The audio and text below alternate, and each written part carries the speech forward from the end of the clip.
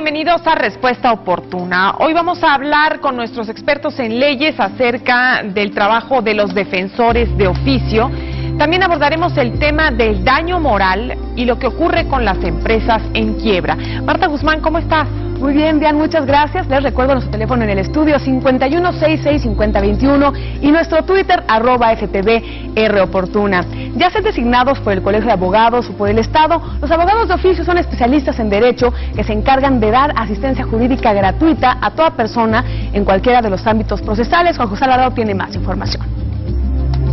Para garantizar el derecho de los ciudadanos a una defensa jurídica igualitaria, los sistemas legales internacionales cuentan actualmente con la figura del abogado de oficio, es decir, con el apoyo y asesoría de un especialista en derecho pagado por el Estado o por colegios o asociaciones de abogados, a fin de que toda persona cuente con asesoría legal profesional sin importar su situación económica, social o educativa. En México, el artículo 17 constitucional establece que la Federación, los estados y el Distrito Federal deben garantizar la existencia de un servicio de defensoría pública para la población. Este apoyo debe presentarse en los diferentes ámbitos legales, es decir, en los asuntos de tipo civil, penal o familiar. En el Distrito Federal, actualmente existen 485 abogados de oficio que actúan en diferentes especialidades. 245 están asignados a los asuntos de tipo penal, 95 más actúan en el ámbito del derecho familiar, otros 95 en asuntos civiles como los de carácter mercantil y 50 más en temas relativos a la justicia para adolescentes. Asimismo, existe el Centro de Asistencia Jurídica en Línea, un servicio que ofrece orientación legal vía telefónica, la cual es impartida por abogados. Informó Juan José Alvarado.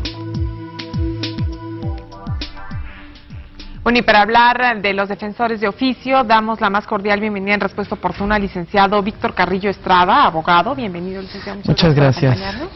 Y también está con nosotros el licenciado Frabel Ballinas Ramírez, igualmente abogado. Bienvenido, gracias por acompañarnos. Muchas gracias.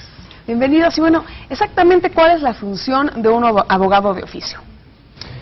Bien, bueno, es una función muy importante en virtud que es un auxiliar en la administración de justicia y en la procuración de justicia.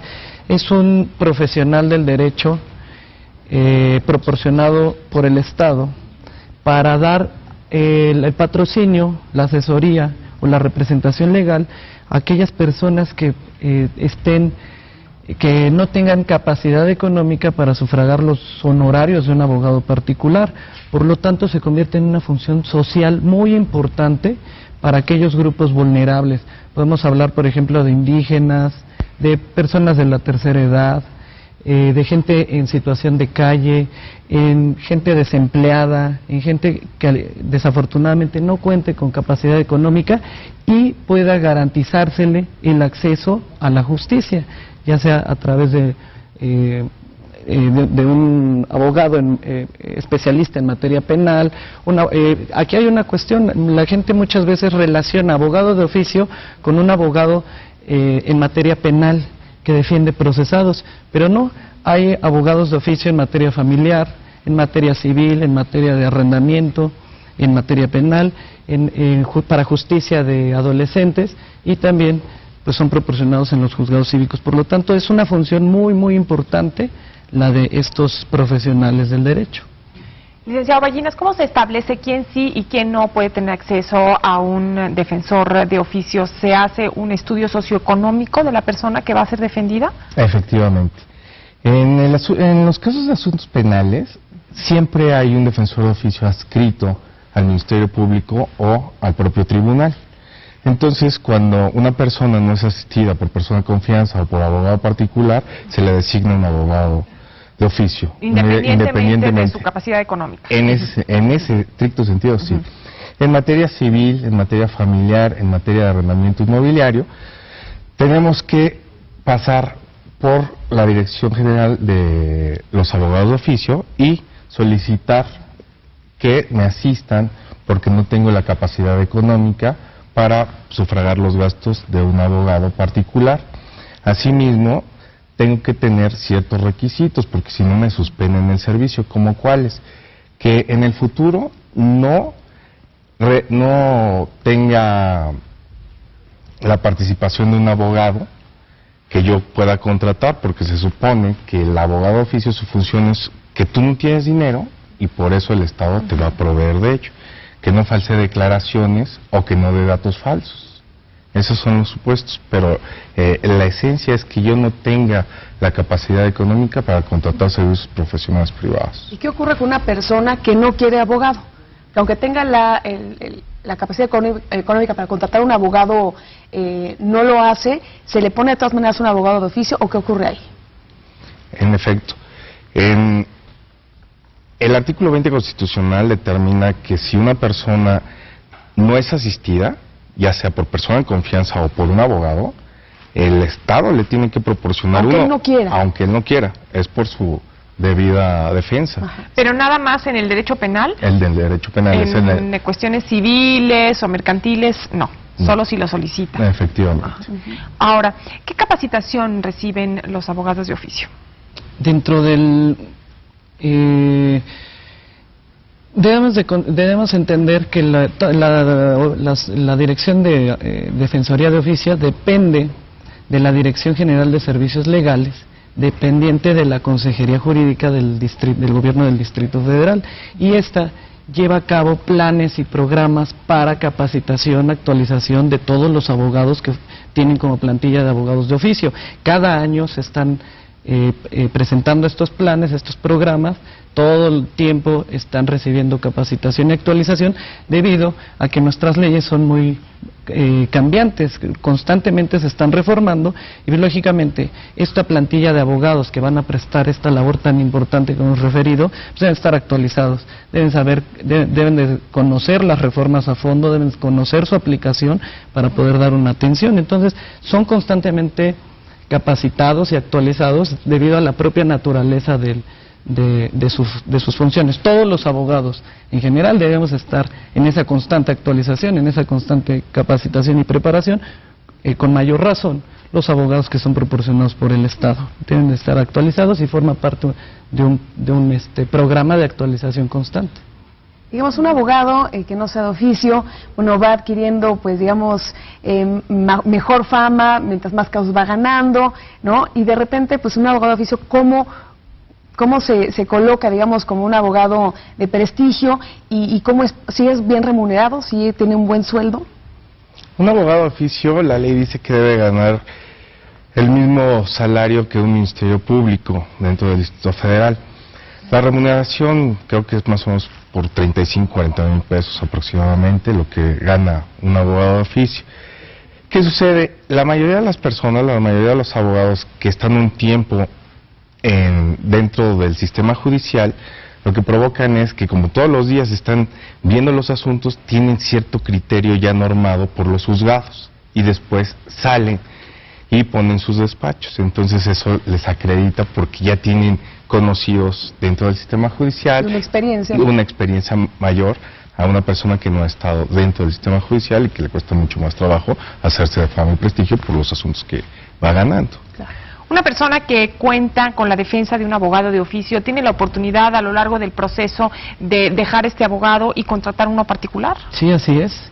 En muchos casos los abogados de oficio pues, son excelentes abogados, cuentan con la experiencia, cuentan con la capacidad, con los conocimientos. Sin embargo, como en todo, pues aún teniendo esos elementos, puede la gente no estar de acuerdo con la forma en la que se está desarrollando un proceso judicial y puede optar por revocar a ese abogado de oficio y nombrar, autorizar como su nuevo abogado un abogado particular. En cualquier momento, en el caso penal, un procesado está en libertad de hacer eso. En cualquier situación pueden hacer el cambio. Es importante hacer la manifestación expresa que se revoca al abogado de oficio siempre y hacer el nombramiento de nuevos abogados particulares sin ningún problema. Y en estos casos, ¿de qué manera se empapa, digamos, el abogado particular del caso? ¿Únicamente con los expedientes o tiene la oportunidad de conversar con el abogado de oficio para, pues, tener más información acerca del caso que va a defender? Pues sin duda puede tener la oportunidad de conversar con el abogado de oficio. Sin embargo, cuando un abogado particular, un abogado privado, toma un asunto, pues sin duda tiene que ir al expediente a estudiarlo y a plantear una nueva estrategia para la continuidad de ese proceso legal. Generalmente, yo en mi experiencia ha sido así, siempre es con base en el expediente, en las constancias que obran en ese expediente, lo que nos va a dar la guía para continuar ese proceso. Difícilmente un abogado de oficio tiene el tiempo y la disposición, tiene mucho trabajo y sobre todo, bueno, haya contratado un abogado particular, bueno, pues mucha suerte, señor, o mucha suerte, señora, y tenemos que tomar ese asunto analizando el expediente directamente. Precisamente como hay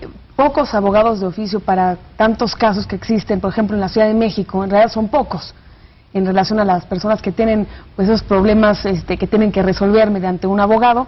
¿Qué ocurre, por ejemplo, en cuestión de porcentajes?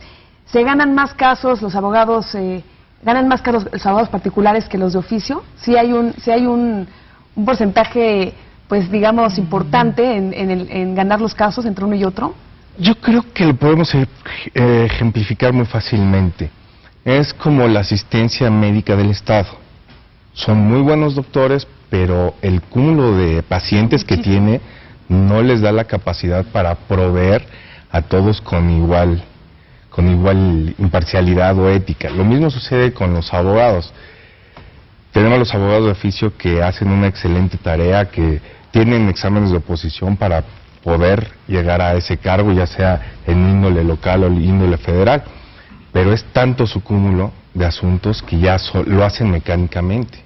Entonces, no vamos a tener la misma observancia de la ley y vamos a dedicar el mismo tiempo a un abogado que está pagándose el honorario que está cobrando, que en algunos casos es muy alto, a un abogado de oficio que por cumplir con cierta normatividad y trabajo o sus reportes mensuales va a dar observaciones de esos expedientes, pero no se va a meter al detalle profundo del análisis del mismo.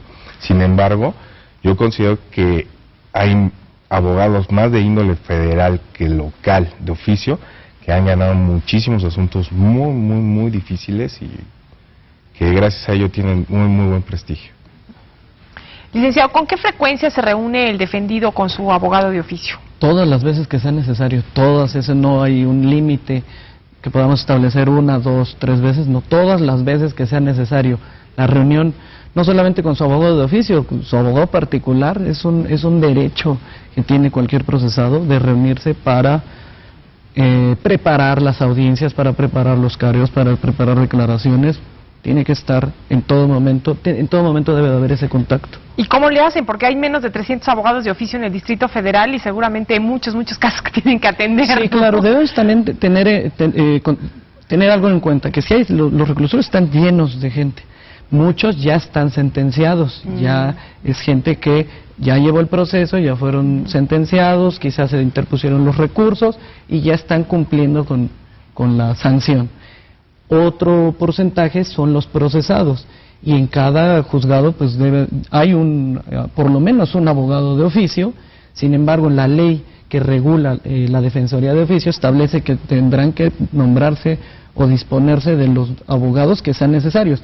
De hecho, la ley que regula la Defensoría de Oficio establece que cada abogado de oficio atenderá los asuntos pues que humanamente pueda él llevar la dirección. Tienen una sobrecarga, todo el sistema tiene una sobrecarga. Sin embargo, pues al verse rebasado, la ley establece, puede solicitarse apoyo de otro elemento, de otro abogado. Pero pues es necesario, o sea, se tomarán poco tiempo, quizás no es necesario el suficiente. Y es lo que comentaba el abogado, precisamente es la diferencia, que un abogado particular, pues al recibir el pago de sus honorarios, pues tiene que darse el tiempo para estudiar, analizar a fondo la estrategia, los detalles que lleva ese proceso. Además tienen un equipo, a un buen término, claro. Un buen abogado, y en cambio los de oficio, que a duras penas se dan abasto, me imagino que ahí parte del tiempo es oro para la persona que está pues detenida hasta que no se demuestre que es inocente. Entonces, en ese proceso, si un abogado de oficio tiene muchísimos casos, se va también a extender su estancia ahí, ¿no?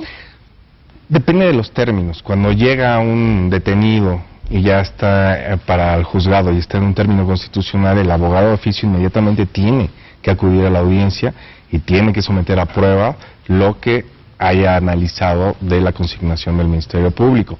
Pero de verdad es una tarea bien difícil, que tienen muchísimo trabajo, y la organización que tienen es impresionante. Se auxilian, claro está, tienen secretarias, tienen auxiliares que les redactan, pero sí, su carga de trabajo es muy pesada y poco reconocido. Y un abogado de oficio tiene la oportunidad de dejar, digamos, ese trabajo teniendo casos en funciones, no sé, porque muchos de ellos son jóvenes y quieren hacer una maestría, por ejemplo, y dedicarse a otra cosa o poner su despacho particular. ¿Es posible que lo hagan? No, hay la ley del Distrito Federal, la ley que regula esto en materia federal y la de los estados. Un punto muy importante que establecen es la prohibición de que un abogado de oficio en funciones pueda llevar asuntos por su cuenta, que pueda ejercer de manera libre la profesión de licenciado en Derecho. Hay algunas excepciones. La regla general es, pues, un abogado de oficio no puede llevar asuntos por su cuenta, no puede ejercer de manera libre esa profesión. Tampoco, lo único que se le permite, las excepciones son, por ejemplo, dedicarse a cuestiones docentes, atender procesos judiciales por su propio derecho, que son de su interés, de su concubina, de su cónyuge y de familiares hasta el 4º grado. Eso sí lo tienen permitido.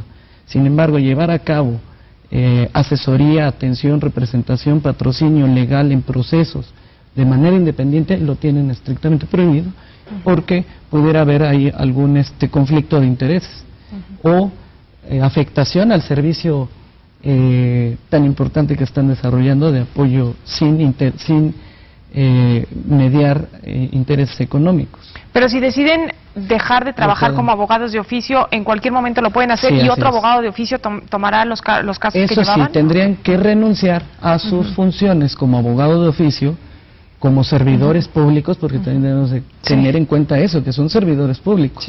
Eso es una cuestión muy importante, porque además de todas las responsabilidades que tienen como abogados, como profesionistas, pues hay que sumarles, en esas funciones tan delicadas, habrá que sumarles las responsabilidades como servidores públicos. Por lo tanto, tendrán que separarse de su cargo para iniciar el ejercicio de su profesión de manera libre. ¿Y quiénes se encargan de asignar a estos abogados de oficio? ¿El Estado, también el Colegio de Abogados? ¿Quién se encarga de asignarlos? La propia Dirección General de Defensoría de Oficio designará, de acuerdo a las convocatorias, donde se ejercerán los abogados de oficio. Y para materias penales será de acuerdo a la necesidad que exista en cada Ministerio Público o en cada Tribunal Penal del Distrito Federal.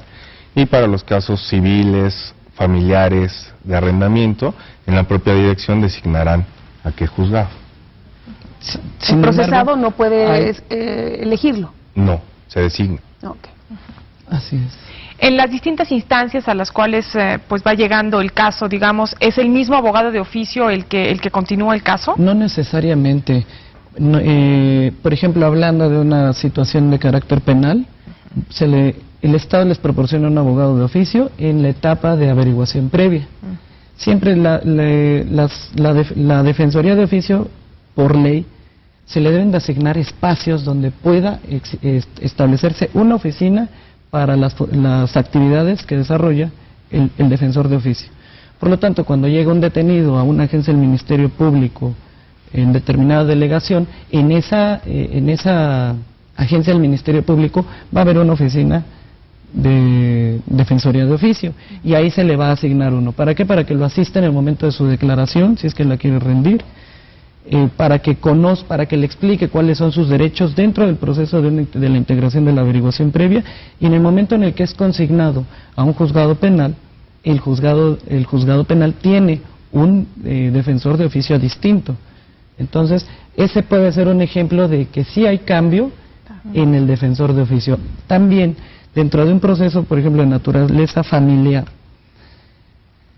se le asigna un abogado de oficio. Sin embargo, pues no estamos exentos a que por alguna eventualidad, ese abogado en específico no se pueda presentar a una audiencia en virtud o de la carga de trabajo, que ese mismo día tiene varias audiencias o se enfermó, o tiene alguna incapacidad, pues puede asistirlo inmediatamente la misma dirección de la Defensoría de Oficio, le asignará un nuevo abogado. Es decir, no es personalísimo, no es personalísimo.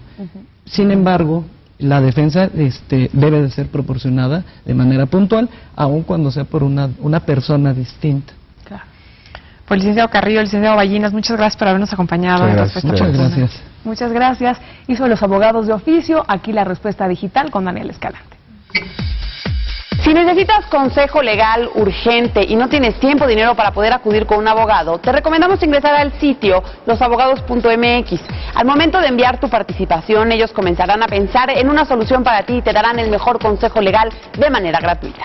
Si te interesa el mundo del derecho o ya eres estudiante de esta disciplina, también puedes descargar herramientas como el diario oficial, documentos y formatos desde esta misma página. Consulta los blogs de los especialistas, así como las últimas noticias de cápsulas de audio que ahí se encuentran.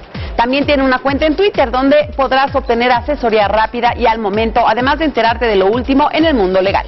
Síguelos en losabogados.mx. Vamos a un corte comercial y regresamos aquí a Respuesta Oportuna.